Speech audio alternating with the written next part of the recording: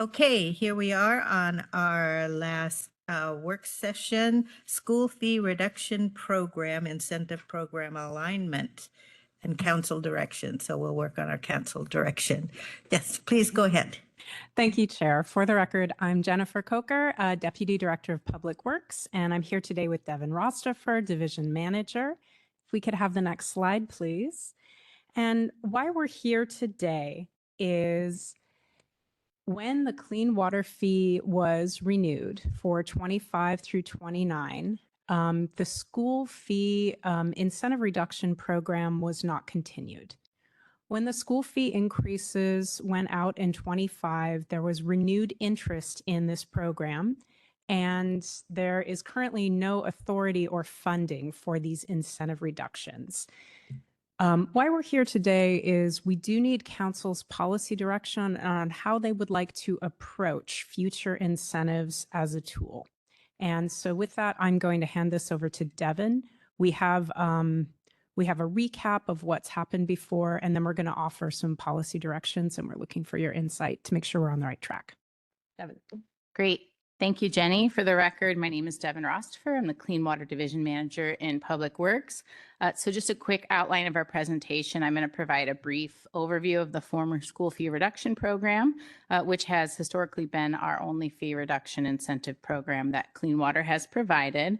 We'll have a review of the clean water fee, which is the primary source of funding for our division and all stormwater services in Clark County. I'll also talk a little bit about the rate study, and then we'll conclude with an overview of some constraints and some policy choices, as well as some recommendations to consider for council as you provide direction. So the former school fee reduction program was established in 1999 to provide schools with a pathway to reduce their clean water fees. Private and public schools only in unincorporated Clark County were eligible for this fee reduction if they met 4 criteria. If schools met this 4 criteria, they were eligible for up to 100% reduction in their clean water fees. The last time we had schools participate before 2025 was in 2019, and no schools participated between 2020 to 2024. So due to low participation and the high administrative complexity and costs of this program, the incentive program was discontinued in our rate study. And I would just offer as well that currently there are no other municipalities in Clark County that offer school fee reduction programs. So here is a brief overview of the updated stormwater rates that were adopted by council in 2024. The county's final per unit rate is shown in green. And as you can see, Clark County is not only the lowest rate compared to our neighboring jurisdictions, which are shown in dark blue, we are also the lowest rate compared to all municipalities in Western Washington that are subject to the same Phase 1 stormwater permit regulatory requirements. Additionally, we are lower than the City of La Center, which is shown in gray, and the City of La Center does not currently have a stormwater permit that they are required to implement. So again, our county's rates remain the lowest, but we also have the highest regulatory requirements. So what does the Clean Water Fee fund? The Clean Water Fee pays for all clean water services. This includes construction of projects, maintenance of our stormwater infrastructure, other water quality programs like monitoring, our community engagement, as well as all of the required regulatory compliance activities. So although this is a fee, which other municipalities may collect through like a utility bill, Clark County collects this fee annually through property tax statements, but just being very clear, it is a fee, it's not a tax. For non-residential properties, which schools are in this category, the fee is calculated based on impervious surface area. And for residential properties, it is calculated based on the number of dwelling units, which is consistent with best practices for stormwater rate setting.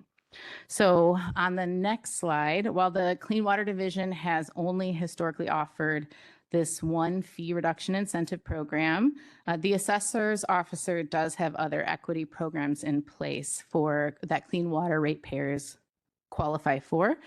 This includes the seniors and persons with disabilities reduction program that is an established program. Additionally, anyone owing over more than $50 may pay their fee in 2 installments, and hardship mobile homes are not charged the clean water fee. So a quick recap of the rate study scope of work. For those of you who were here at that time, we kicked off the rate study in January of 2024, and the new rates were adopted in November.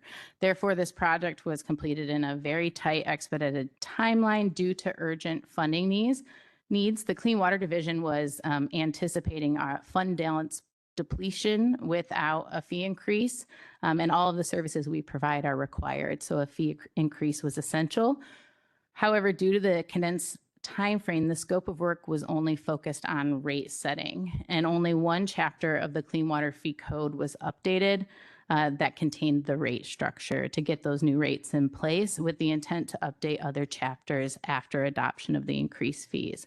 So through this process, we made it a part of our scope and made it clear that the rate study scope in 2024 did not include incentive program development. And once again, this was due to the condensed timeframe. However, Council did request incentive program research and potential development of incentive programs as a next step, which is why we're here today.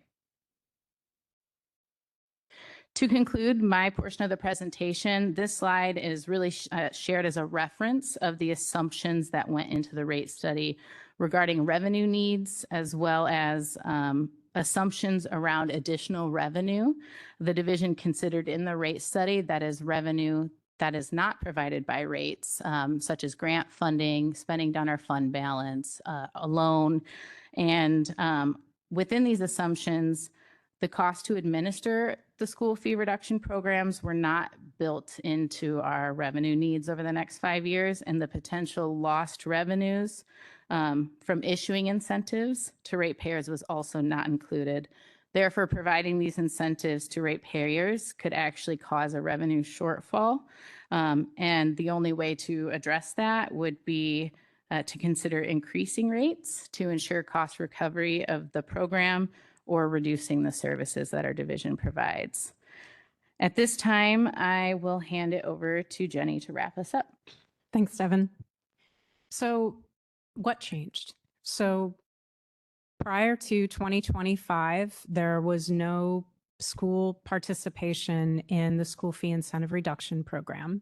And along with the expedited schedule, the lack of participation, the decision was made not to renew the school fee incentive reduction program. When the new fees were implemented at this time last year, because of the fee increase, we saw renewed interest in the program. And as a one-time courtesy, staff honored reductions of about $20,000 to 6 qualifying schools. However, we cannot continue to do this without firm policy direction. So if we move on to the current constraints, we've covered these slightly, but there's 3 different pieces. The first constraint to re-implementing an incentive program as a tool is funding. There was no funding for this type of program included in the rate model. And to give some additional context, if we re-implemented the program the way it was in the past, we would be looking at about $340,000 of revenue going towards this program annually. And that equates to, in the next 6 years, $1.4 million. And as Devin showed you, because we don't have this funding, the only way to re-implement it as it was would be to find offsets, service reductions, or raising fees. The other piece is legal counts. We don't have authority in the current code for this to offer reductions, so we would have to take action to do so. And finally is simply the policy alignment. It would be appropriate at this point to relook at incentives from best practices, from implementation feasibility, as well as aligning these with our climate-related goals. Next slide, please. So I think we've said this several times, but the Clean Water Program and our services rely on the adopted revenue. Unfunded reductions would create financial exposure to us, and we do need to align the incentives with program funding, feasibility.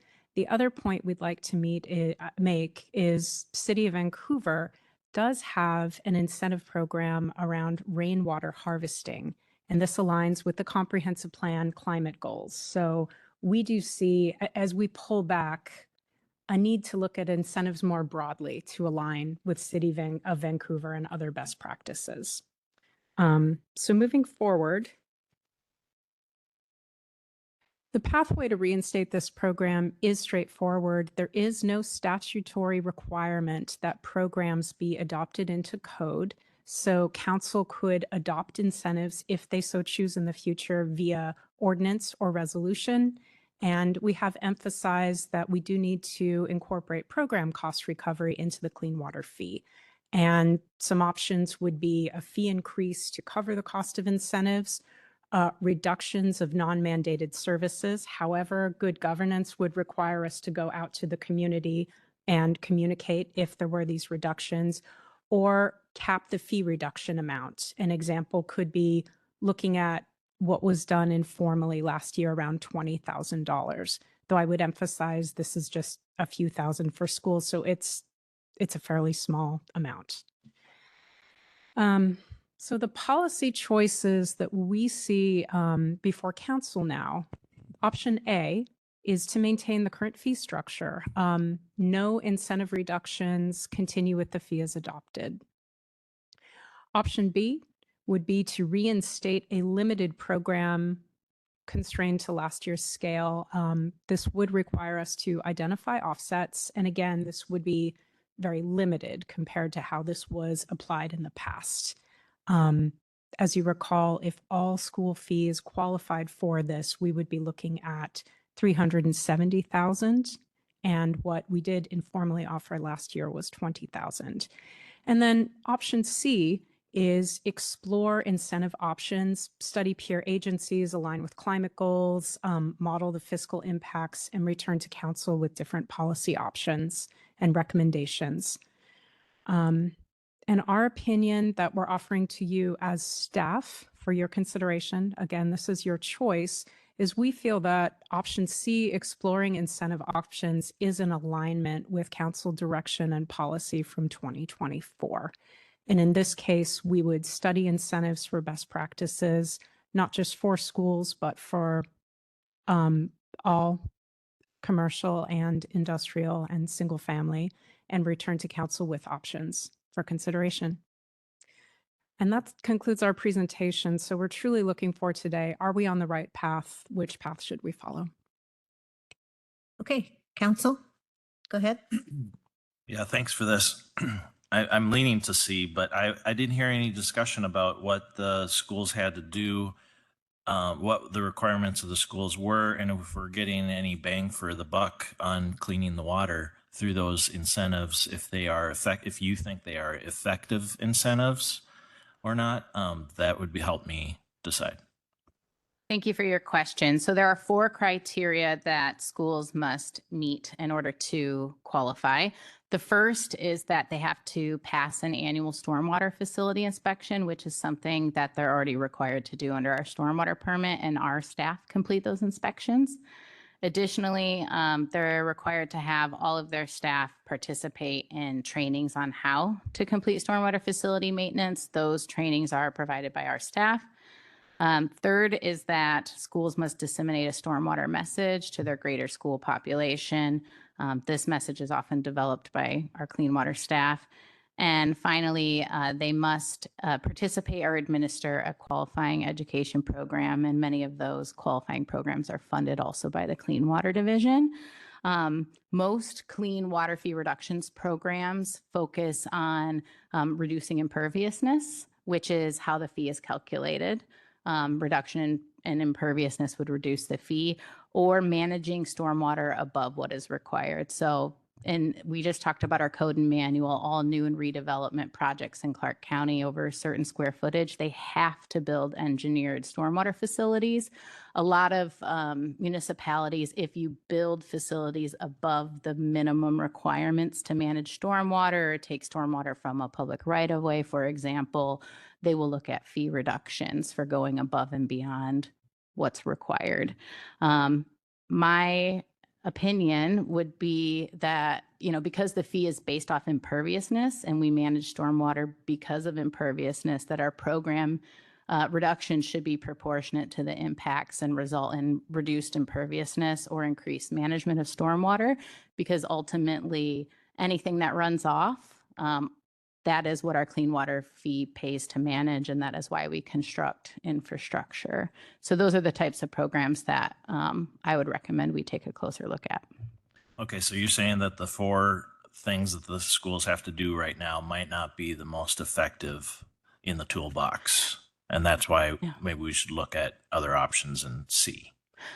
Correct. And many of the activities are things they're already required to do, or programs that we're also funding and providing to them to administer, and they could participate, and many of them participate regardless of the connection to the fee reduction program. Sure. So I would say I'm not completely opposed to a system like what we had, and not necessarily attached to just schools, but to me, the ultimate goal is reducing impact. The fund itself has to remain whole, I should say, in order to accomplish the work that we have set out to work. So any incentive program has to keep that in mind. So there has to be a direct reduction in our cost according to the level of impact. Not directly, but there has to be a connection between those. And to me, there's really two things going on for me. One, and I said this last year quite a bit, was if there's no incentive for you to better the system that you currently have, then there's no incentive to do it. So giving people an opportunity to somehow get savings by, like, if currently they're one of those old subdivisions where this little round hole on the curb and all of your roof water comes out that curb, disconnecting from that system and creating an on-site mitigation system, it can be a spendy endeavor. And so there needs to be some monetary value for people to be willing to undertake that. On the flip side, even if you technically have zero impact to the system by complete mitigation on site, you still benefit from the overall system. And so even if you have zero impact, there is still a level of contribution that should be made, because the entirety of the system keeps our lakes cleaner, keeps our water usable, it helps our habitat, and storm events, right, are significantly reduced. So things like that, you'd never get to a point where you would pay nothing. Does that make sense? But we definitely have to figure out the right level of how we can incentivize folks to better the system that they currently have. And then back to the comments earlier about the education part. Again, to me, it needs to relate to no reduction in our capacity to do this work. So we might provide that education, and that education, if it does come down with an impact, they could get a reduction in fees, but that needs to be offset with staff time being paid for, essentially. So there might be some investment that they make at the beginning, and then long term they're able to save from that system. But those are my thoughts. I think option C is the way to go. Councilor Belcott. Thanks, Chair. Hey, Devin, there was something, I think it was you, not Jennifer. What did you say about our county has like the most mandates? Was it related to the schools, or just our mandates in general related to stormwater? Great question. So the county is currently under the phase 1 municipal stormwater permit. And the time that those were developed and issued, it was applicable to municipalities that had over 100,000 residents. And I can't recall the date, but we were one of the earliest regulated. And because our program was before the phase 2 permit, which is required for municipalities that had over 10,000 residents, our permit is further along and more advanced in the requirements. So for example, the county is a phase 1 permittee. King County is a phase 1 permittee. However, like the city of Vancouver is only a phase 2 permittee and they came on later. Therefore, their programs are early in their development. So we are required to do more than our phase 2 permittees. And that's why I mentioned like City of La Center, for example, they're not permitted because at the time of permit reissuance, they didn't meet that over 10,000 residents. And the City of Ridgefield, for example, just met that and came under permit coverage. But the county has been under permit for a long time. Okay. And so Thank we you. have the highest requirements. Okay, thanks for that clarification. Because of our storm water fees, we've raised the rates in general. I am leaning towards option C. That's what I support. I want some additional information and research is always good, right? Like it's always good to find out more. And like Jennifer, you mentioned lessons learned. What are other municipalities doing? Like what can we learn from them that they're doing great or not so great? Whatever the case may be, I'm for option C. Thank you. Great. I would be for option C as well. And I think, I think it's not always a monetary that people, if they know what is a good thing to do, they'll do the good thing. So just getting that information out there, sometimes you can just educate people and they'll do more to reduce their impact. Yeah, so I think C is the way to go. Thank you. Other comments?